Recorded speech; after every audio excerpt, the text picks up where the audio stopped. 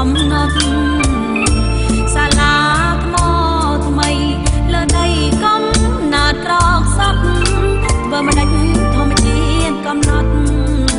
ទ្រាំអត់ខំមាត់តស៊ូទួងស្គាល់ដៃក្រុងមិនលងសំផងចិត្តនៅតែស្មងសម្រងស្រុកស្រែជាគូអាឡ័យភូមិស្រុកធ្លាប់សុខជួបជុំគ្នាយូរពេលនេះអារម្មណ៍ដូចធូរជាគ្រូបឋមសិក្សាមុខក្តារធៀនបងរៀនក្មេងក្មេងដើមឡើយរត់លេង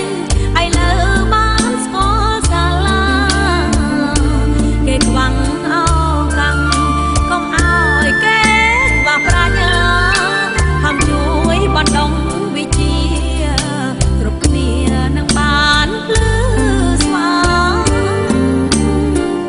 ទាំងគ្រូជនបទកំសត់យ៉ាងណា